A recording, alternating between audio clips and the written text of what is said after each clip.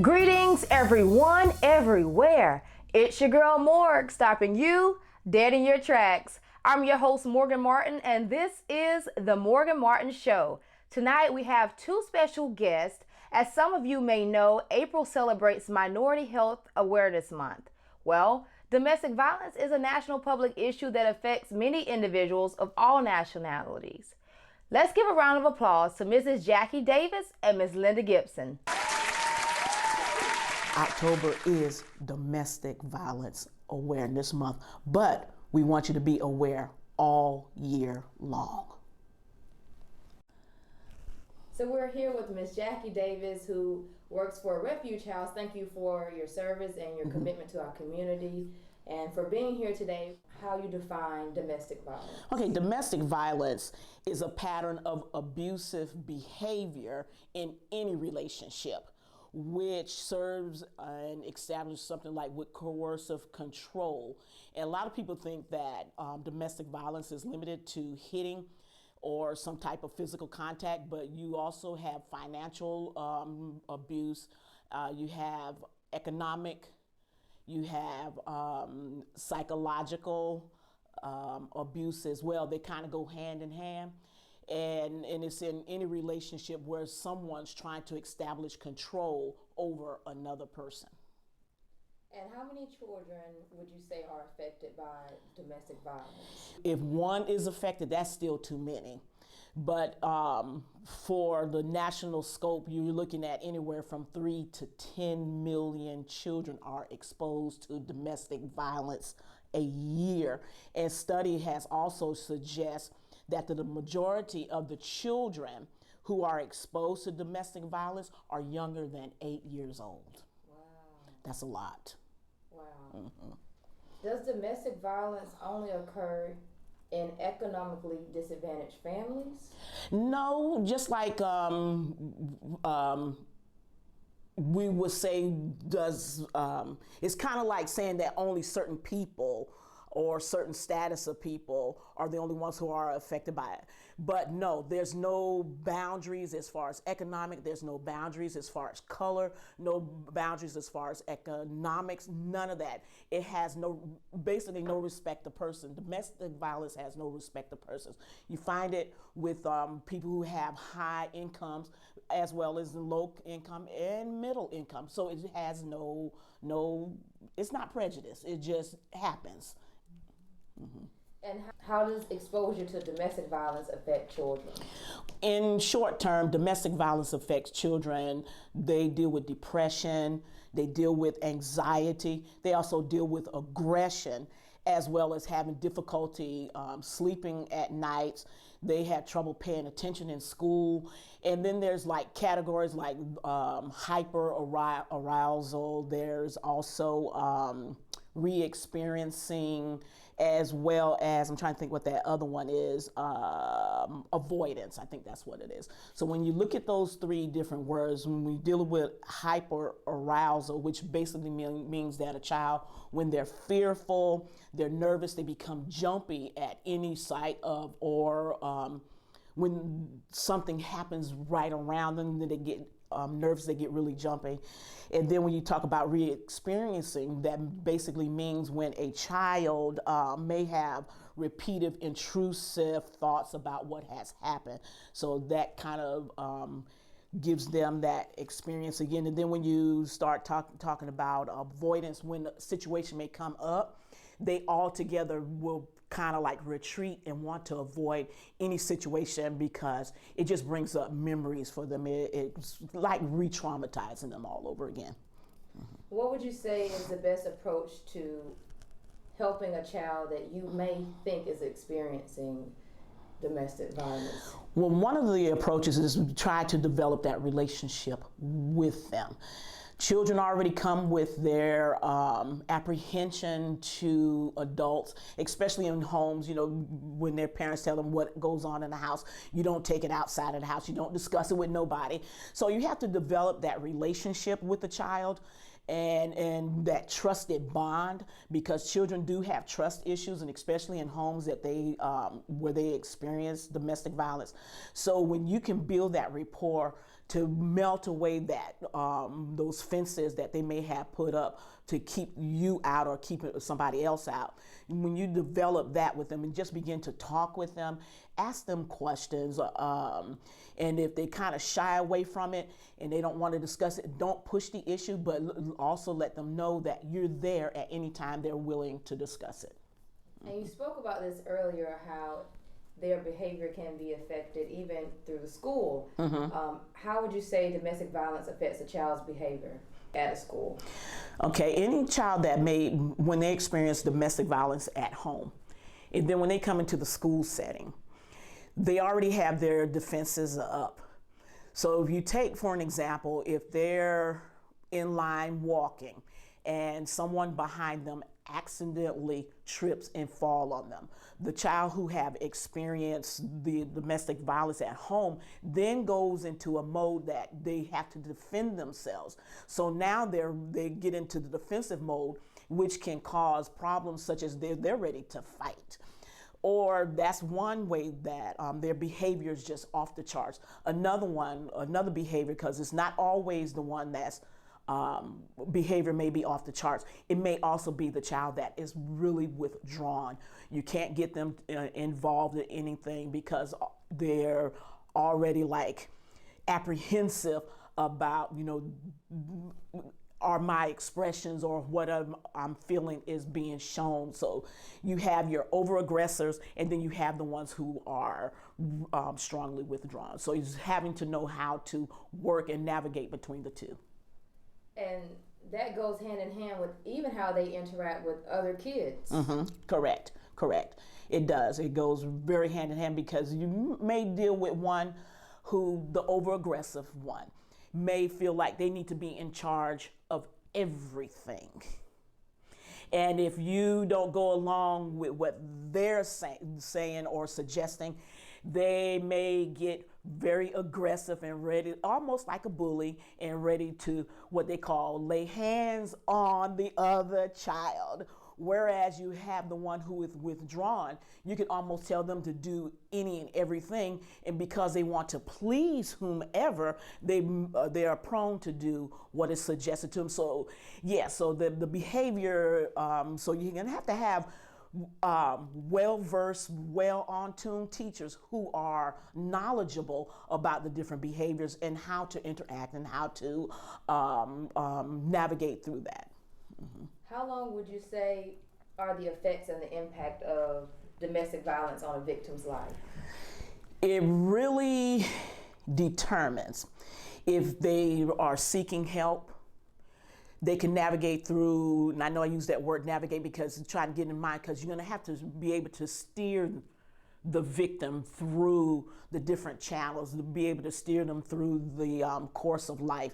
And if they seeking out resources and help for it, you can pretty much look at their response time or them getting to the next level quicker than someone who's not seeking out any help. So looking at the long term and the short term, it really depends on the individual, because some individuals, some victims / survivors, it takes a little longer for some, and some it may not take as much.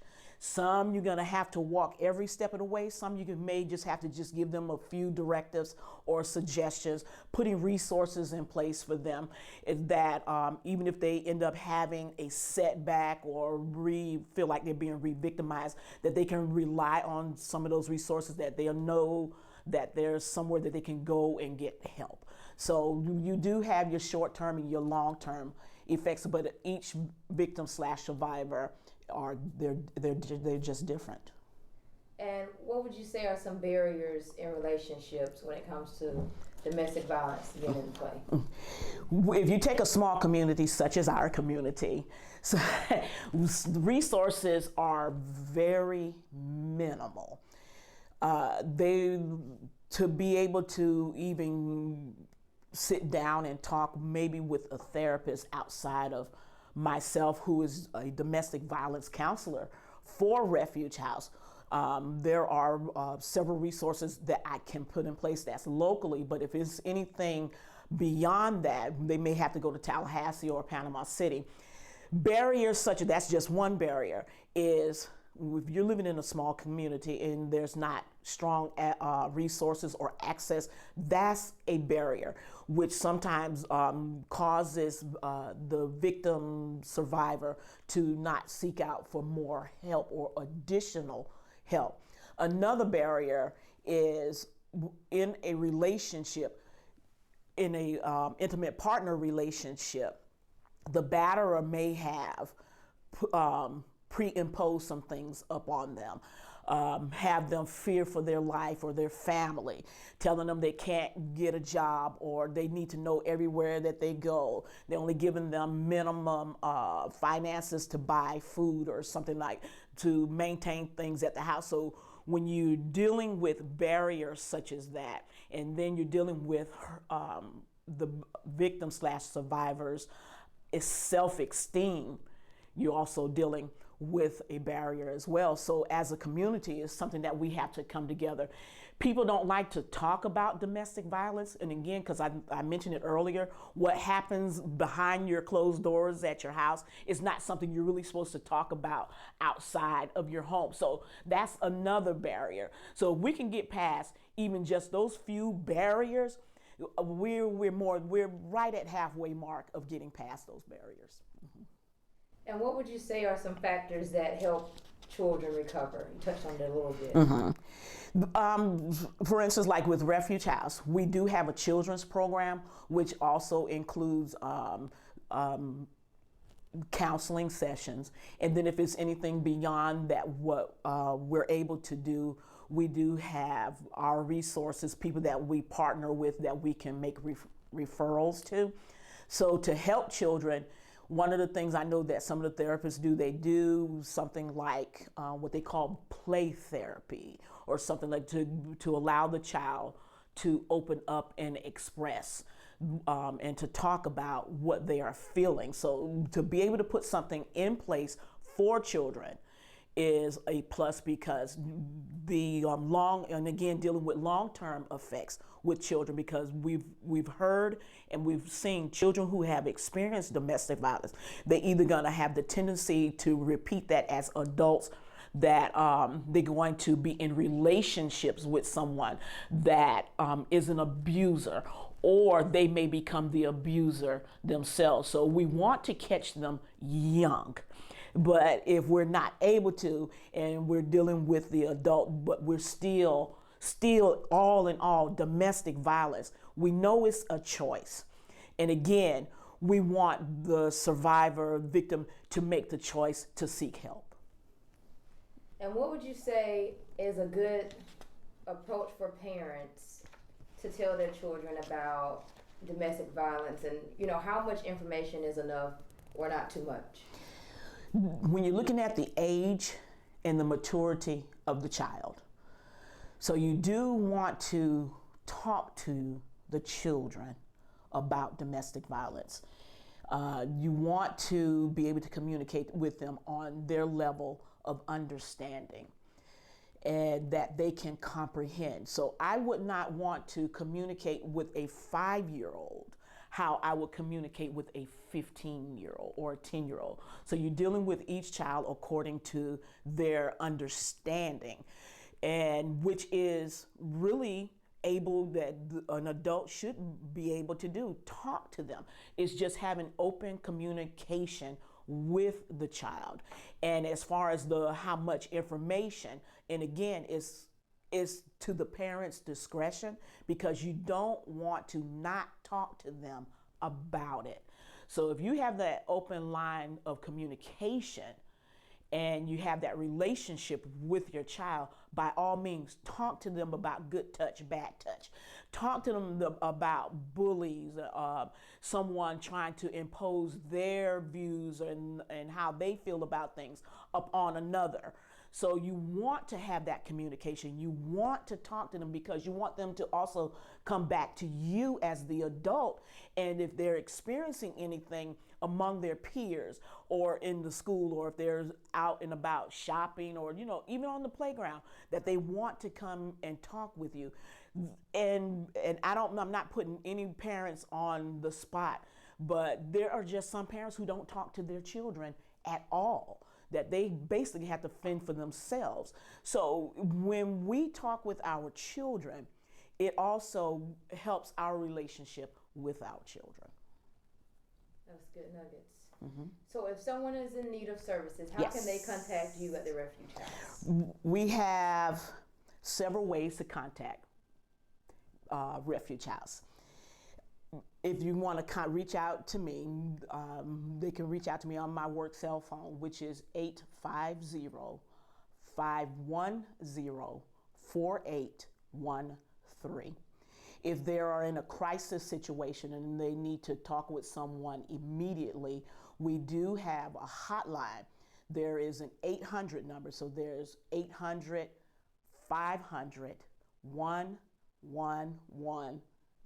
So that's 800-500-1119. And then there's the number in Tallahassee as well, which is 850-681-2111. And Refuge House have several services that we do provide, like we provide emergency shelter. There's a 24-hour hotline. We do advocacy. We have children's program, which I had mentioned earlier. We do community education because we do want the community to be educated about domestic violence as well as sexual violence. We have crisis counseling. We do service management, professional training, and one of our key and most prominent message is safety planning, because it's all about safety as well. And we do information and referral. I've accompanied victims to court. I've done support groups, and there's also outreach. So we're here for the community. Awesome. Thank you so much for being here today and I thank you. Being a resource to our community. Appreciate you. As we know, October is known as Domestic Violence Awareness Month. And it was first declared as National Domestic Violence Awareness Month in 1989. And since then, October has been a time to acknowledge domestic violence survivors and be a voice for its victims. Although there has been substantial programs in reducing domestic violence, an average of 20 people are physically abused by intimate partners every minute. This equates to more than 10 million abused victims annually. So with that, 1 in 3 women and 1 in 4 men have been physically abused by an intimate partner.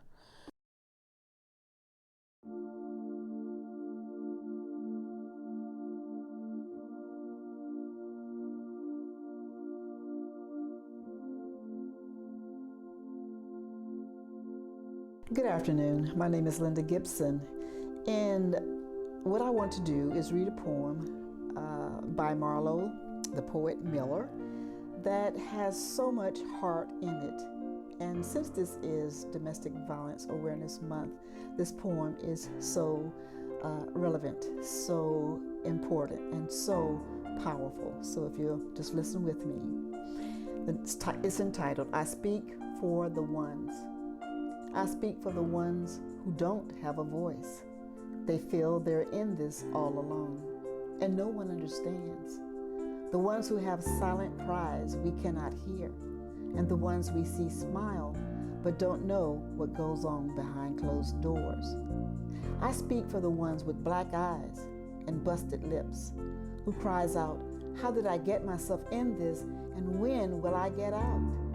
I speak for the ones who now look in the mirror and see their beauty fading with each blow, with cuts and bruises, more makeup than usual, and long sleeves in the summertime.